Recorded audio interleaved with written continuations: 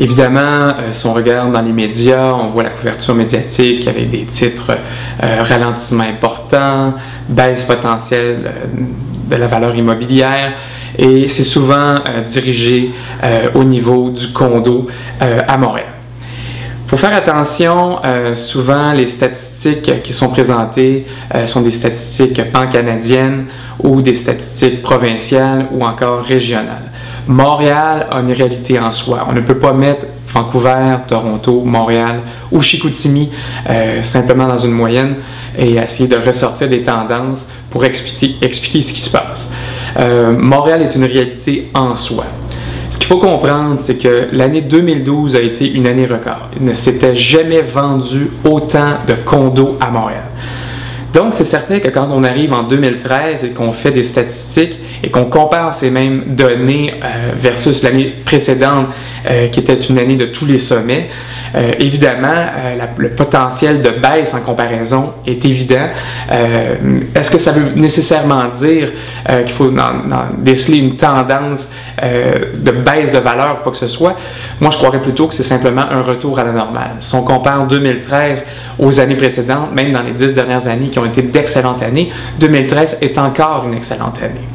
Alors, pourquoi, si la demande est si importante, y a-t-il un ralentissement ou une perception de ralentissement? La réponse ne peut pas être plus simple.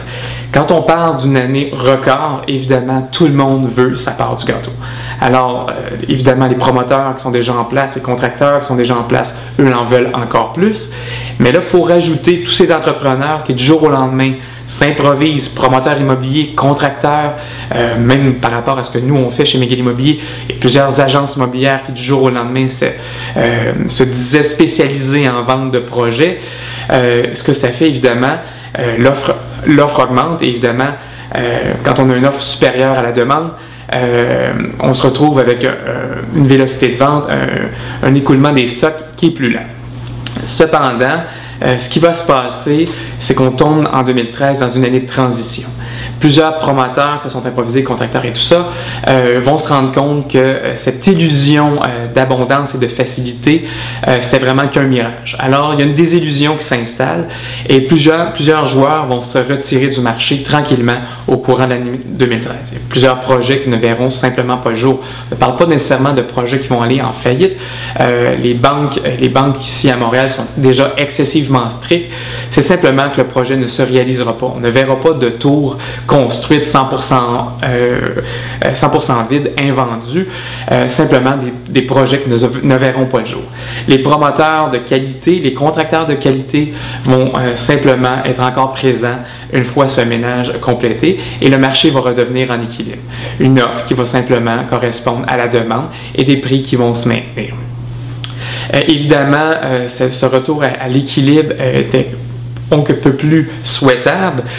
C'est évidemment l'économie québécoise est fortement liée à la force de son marché immobilier et sans oublier évidemment le bas de laine des Québécois. Pour la plupart des Québécois, la majorité de leurs valeurs, leur pension, leur retraite se situe dans leur immobilisation, dans leur propriété. Donc évidemment, de revenir à un marché immobilier plus sain qui va prévenir une baisse de valeur, c'est une bonne nouvelle pour l'ensemble des Québécois.